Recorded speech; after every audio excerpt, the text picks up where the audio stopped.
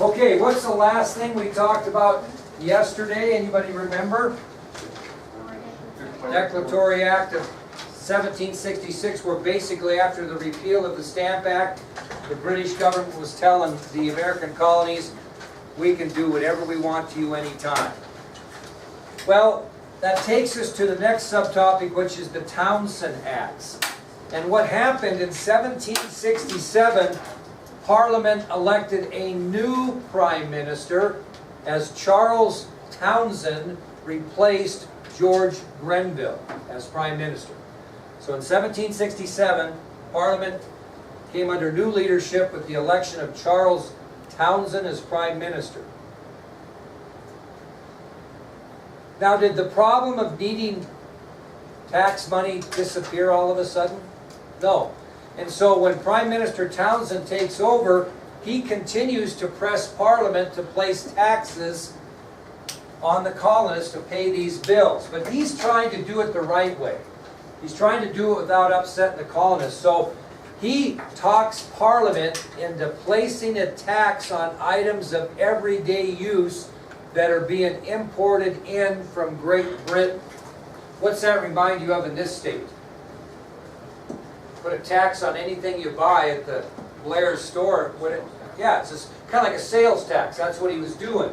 He was putting a sales tax on, and the tax would be added to any items of everyday use that people would be buying that would come from Great Britain.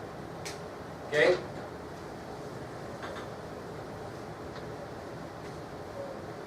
Now, do people in Wyoming, for the most part, accept sales tax? Yeah, they do. And I'll tell you, coming from Montana where there was no sales tax, I think it's the fairest tax ever. Because everybody pays the same. You know what I mean?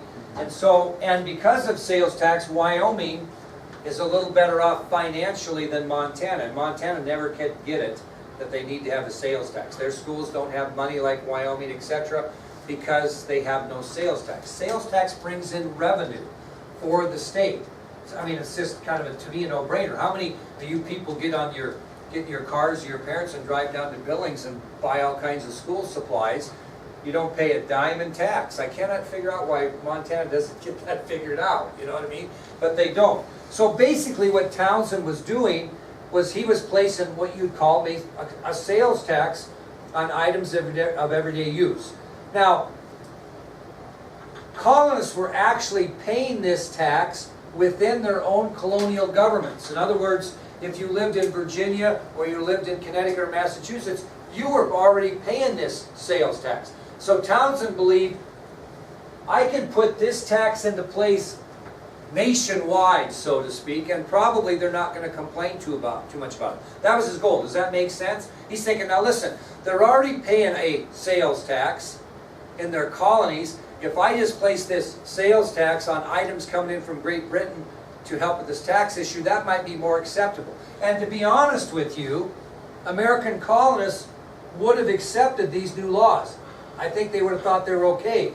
But Parliament went one step farther that just was stupid. They went one step farther. And what they did is they passed a series of laws known as the Writs of Assistance, which are on your ID sheet. So the plan by Townsend was to go ahead and put this tax on all items coming into the colonies from Great Britain, thinking the colonists wouldn't mind too much because they were already doing that within their own colonies. And he was right. But Parliament then decided that they would pass these writs of assistance. And you know what they were basically? Search warrants. Search warrants. Because what is Parliament concerned about as far as charging this tax on items coming in from Britain? Smuggling again, which really was an overreaction.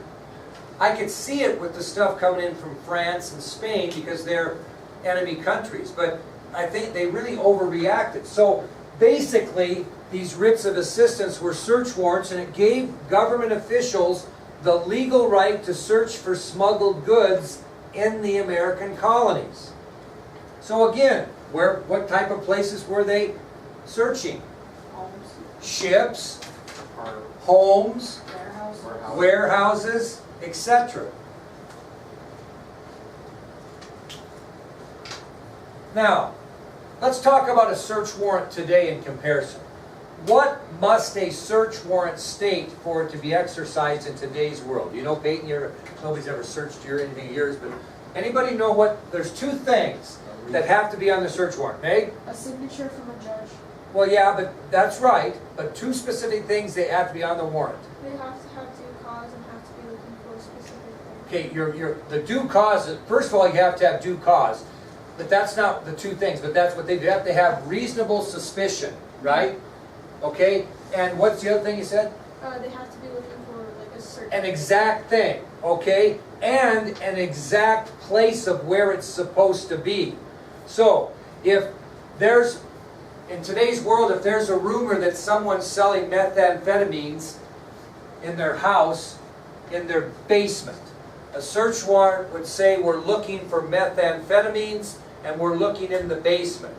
So if they see a 12-year-old kid drinking beer in the kitchen during the time they're exercising that search warrant, can they bust the kid for drinking the beer? No. Now, just so you know the difference, if somebody suspects something in a locker out here, does Mr. Sanford have to have a search warrant? Why? It's his locker. Okay? If there's a car parked in the parking out there and Mr. Sanford thinks there might be alcohol in it, does he have to have a search warrant? No, because the parking lot is his property. However, if a police officer comes into this school and wants to look in a locker, can a police officer do it without a search warrant? No, because the locker doesn't belong to him. So what do? They go get the principal, who then opens it and circumvents the whole thing. But that's how that thing works. So the difference between a search warrant today and a search warrant in 1767 is a British customs official could enter any vessel, any warehouse, any private home at any time. They could ransack the house just with the mere hope of finding smuggled goods. That's kind of crazy. You know, they don't have any probable cause. They don't pick the exact thing they're looking for. They don't pick the exact location they're looking for. They just have the legal right to come in anytime, anywhere, ransack any place they want to. Would you like that if that was your warehouse or your ship or especially your home? No.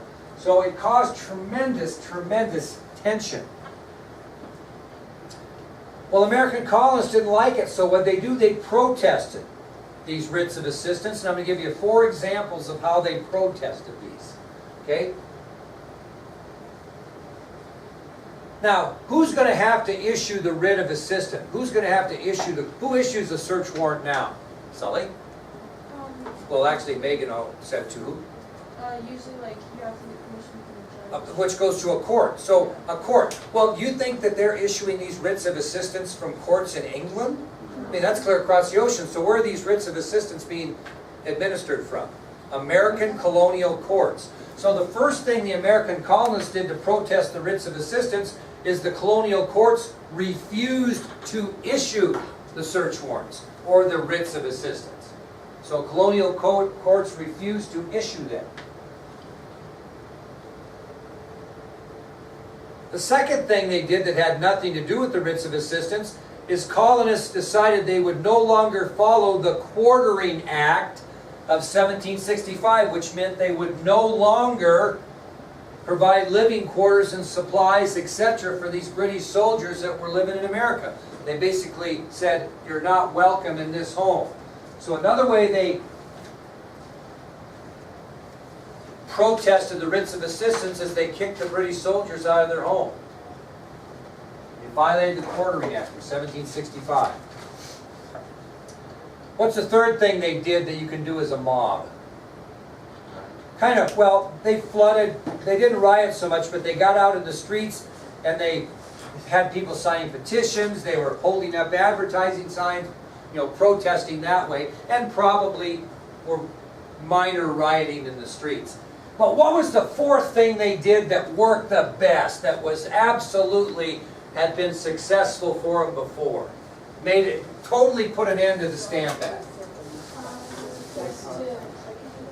Go ahead. They re-signed the what? reissued the non-importation agreements. That was the key to the whole thing, because that's what worked so on the Stamp Act. So after these writs of assistance were administered, American colonists protested by having colonial courts refusing to issue the writs. Colonists began to violate the Quartering Act of 1765 and didn't provide living quarters for British soldiers, didn't provide supplies, etc. They poured out in the streets in anger, protesting with advertising pamphlets, petitions, and a little bit of rioting.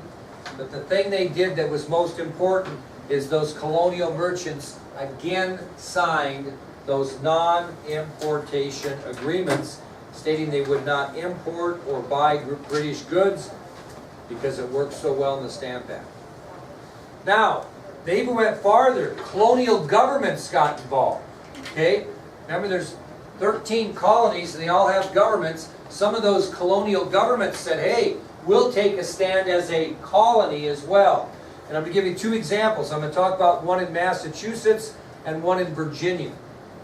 Okay, so the Massachusetts Assembly is their governing body, right? And they got together, the Massachusetts Assembly got together. And they were led by a fellow by the name of Samuel Adams. Hopefully you don't know him for the wrong reason. Samuel Adams. And Samuel Adams met with the Massachusetts Assembly, and they sent letters to other colonies urging them to also unite for resistance against these search warrants or writs of assistance.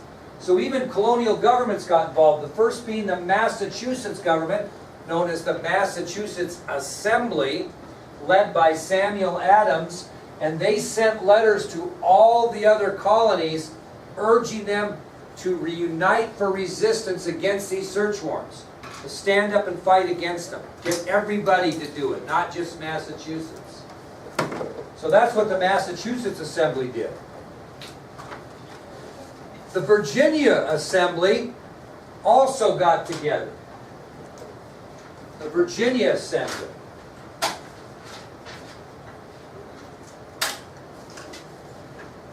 And they adopted a set of resolutions, which is on your ID sheet.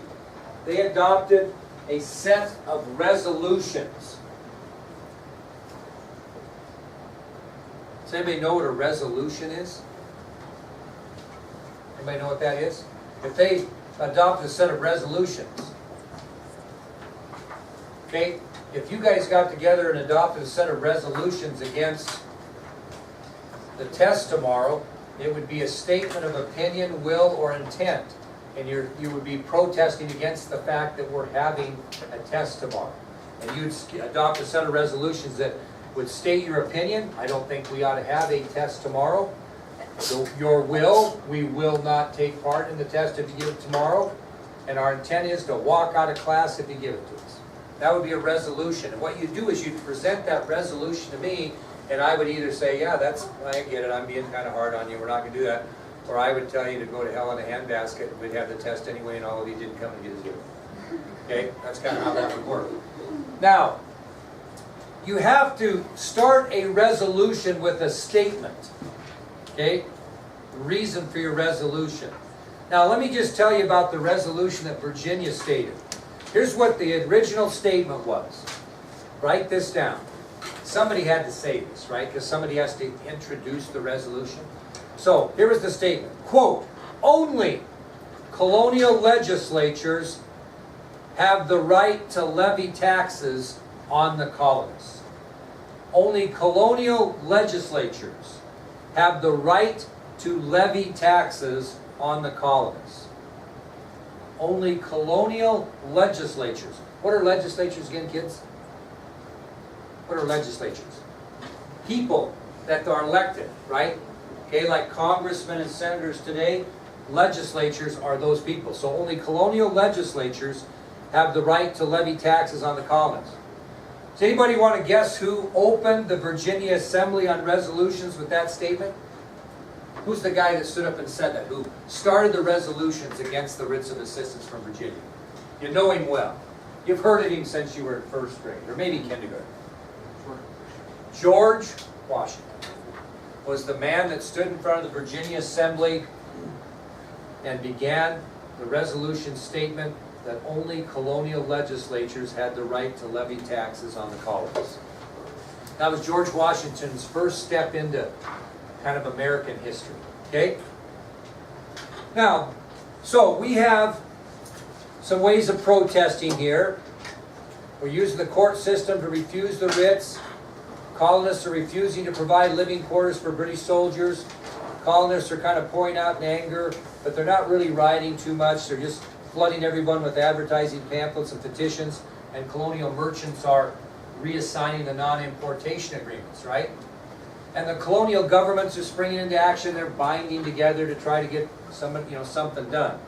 Well, not everyone in America took such kind measures. So I'm going to give you 6 examples of more revolutionary actions that were taken by the common folk of the American colonies against the writs of assistance. Maybe similar to what the Sons of Liberty did concerning the Stamp Act. We'll see. Well, first thing that these colonial Americans did in taking a more revolutionary approach to these acts, to the writs of assistance, was they boarded these British ships that were searching, making sure nothing was being smuggled, and they damaged the vessels. So they boarded British ships and caused major damage to British vessels in the harbors. They assaulted British customs officials. What do custom officials do? They do what? They collect the tax. So they assaulted British custom officials. Now, as soon as they, going to number 3, as soon as they assaulted those officials, what action did the British take? They sent soldiers to protect them, right? So the third thing they did is they assaulted the British soldiers that were sent to protect the custom officials.